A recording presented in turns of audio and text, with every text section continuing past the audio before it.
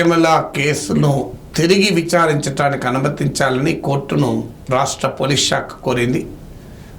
జరిగిన నేపథ్యం ఏంటంటే మీకు గుర్తుండే ఉంటుంది, 2016లో యూనివర్సిటీ ఆఫ్ హైదరాబాద్లో రీసెర్చ్ స్కాలర్ రోహిత్ వేముల ఆత్మహత్య చేసుకున్నారు.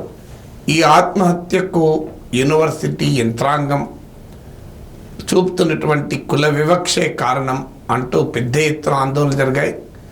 జాతీయ స్థాయిలో యూనివర్సిటీలో షెడ్యూల్డ్ తెగల బిడ్డల పట్ల ఏ రకమైన వివక్ష ఉంది అనేది ఒక ఇష్యూగా ముందుకొచ్చింది.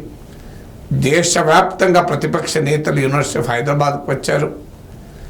ఈ హత్య వెనకాల యూనివర్సిటీ వైస్ ఛాన్సలర్ నిర్వహించిన తీరు కారణమని ఆరోపణలు వచ్చాయి. ఆయన పైన కూడా కేసు నమోదైంది. సో ఆయనతో పాటు బీజేపీ నాయకులు ఇవాళ మీడియాలో వచ్చిన కథనాల ప్రకారం బండారు దత్తాత్రేయ తదితర బీజేపీ నేతలు, ఆనాటి బీజేపీ నేత దత్తాత్రేయ ఇప్పుడు గవర్నర్ అనుకోండి, అలాగే ఏబీవీపీ నాయకుల పైన కూడా కేసు పెట్టబడింది. సో ఆ రోహిత్ వేముల దళిత బిడ్డ గనక ఆయన పట్ల ఈ రకమైన అణచివేత వివక్ష చూపారు. ఫలితంగా ఆయన ఆత్మహత్య చేసుకున్నాడు. ఇది ఆత్మహత్య కాదు, ఇన్స్టిట్యూషనల్ మర్డర్ అని తీవ్రంగా ఆరోపణలు వచ్చాయి. రాహుల్ గాంధీ కూడా 2 సార్లు యూనివర్సిటీ ఆఫ్ హైదరాబాద్కు వచ్చారు. రోహిత్ వేముల చట్టం తెస్తాం ఈ వివక్షకు అంతం చేసేందుకంటూ నినాదాలు కూడా వినబడ్డాయి. ఇదంతా జరిగాక తెలంగాణ రాష్ట్ర పోలీస్ దీని విచారణ జరిపింది. ఫైనల్గా ఈ విచారణలో ఎవరూ దోషులు కారు అంటూ తేల్చేశారు.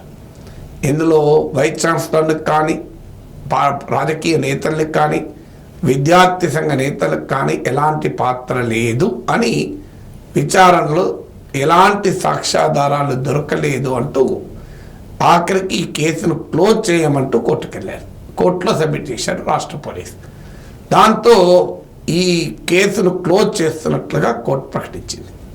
దీంతో తీవ్రమైన నిరసనలు వ్యక్తమయ్యాయి. యూనివర్సిటీలోనూ జాతీయ స్థాయిలో కూడా, రాజకీయ రంగంలోనూ మీడియాలోనూ కూడా తీవ్ర విమర్శలు వచ్చాయి. ఈ విచారణలో రోహిత్ వేముల భయంతోనే ఆత్మహత్య చేసుకున్నాడు. ఆయన ఎస్సీ కాదు, ఆయన వడ్ర కులానికి చెందినవారు. అందువల్ల ఈ విషయం బయటపడి తన అకాడమిక్ క్యారియర్ దెబ్బతింటుంది, తన సర్టిఫికెట్లు రద్దవుతాయి, తాను ప్రాసిక్యూషన్ ఎదుర్కోవాల్సి వస్తుంది అన్న భయంతోనే ఆయన ఆత్మహత్య చేసుకున్నాడంటూ విచారణలో తేలినట్లు ఈ మీడియాలో కథనాలు వచ్చాయి. సో దీంతో ఇది రోహిత్ వేముల అన్యాయం జరిగిందంటూ జనం రోడ్డెక్కారు. దాంతో రాష్ట్ర పోలీసు మళ్ళీ కరెక్షన్ చేస్తూ ఈ క్లోజర్ రిపోర్టు నవంబర్లో వరకు జరిగిన విచారణ ఆధారంగా తయారైంది. ఆ నివేదిక ఆధారంగానే మార్చి 21న పోలీసు శాఖ పోలీసు అధికారులు కోర్టుకు ఆ నివేదిక ఆధారంగానే క్లోజర్ సబ్మిట్ చేశారు. కానీ ఈ విచారణ తీరు పైన రోహిత్ వేముల తల్లి, ఇతరులు అనుమానాలు వ్యక్తం చేసిన నేపథ్యంలో మేము మళ్ళీ విచారణ చేపడతాం అంటూ రాష్ట్ర పోలీస్ శాఖ ముందుకొచ్చింది. అంటే చాలా క్లియర్గా క్రైమ్, పాలిటిక్స్, ఇన్వెస్టిగేషను, పాలిటిక్స్ ఏ రకంగా ఒకదానిపై ఒకటి ప్రభావం చూపుతుందో అర్థమవుతుంది. అంటే ఈ క్లోజర్ రిపోర్ట్ ఎందుకు ఫైల్ చేసినట్లు, అంటే తెలంగాణ పోలీస్ విచారణలు ఎందుకు ఏం తేలినట్లు, ఆ తేలిన దాని వెనకాల కూడా రాజకీయ నేపథ్యం ఉందా? ఎందుకంటే ఇప్పుడు రాష్ట్ర డీజీపీ చెప్పింది నవంబర్ వరకు జరిగిన విచారణ ఆధారంగా ఈ క్లోజర్ రిపోర్ట్ ఫైల్ చేసింది. నవంబర్ వరకు టీఆర్ఎస్ ప్రభుత్వం అధికారంలో ఉంది. టీఆర్ఎస్ ప్రభుత్వం బీజేపీతో ఫైట్ చేయడం ఇష్టం లేకనే, ఎందుకంటే దీని వెనకాల బీజేపీ నేతలపైన ఆరోపణలు ఉన్నాయి కనుక విచారణలో ఏది తేలలేదు అనే రిపోర్ట్ ఇచ్చింది. మళ్ళీ ఇప్పుడు కాంగ్రెస్ ప్రభుత్వం అధికారంలో ఉంది కనుక మళ్ళీ విచారణ చేపడతాం అంటూ మొదలుపెట్టారు. అంటే ఆఖరికి ఒక ఆత్మహత్య లేదా హత్య అనేది తేల్చడం కూడా రాజకీయాలను బట్టి ఉండే పరిస్థితికి వచ్చింది.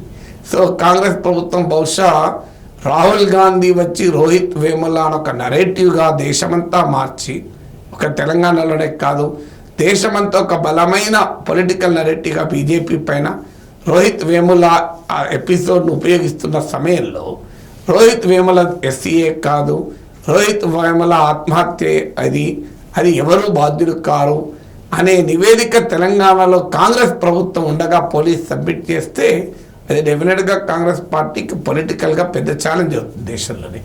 అందుకే రాష్ట్ర పోలీస్ శాఖ దాన్ని తిరిగి ఇన్వెస్టిగేట్ చేయాలి అని నిర్ణయానికి వచ్చింది.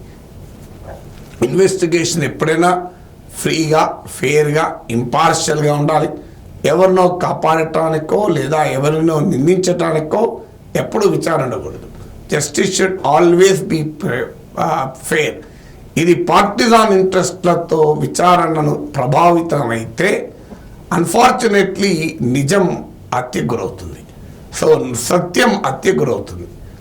రోహిత్ వేముల కేసులో కూడా నిజాలు బయటికి రావాలి, దోషులకు శిక్ష పడాలి. రాజకీయాలను బట్టి విచారణ ప్రక్రియలు ప్రభావితం కాకూడదు.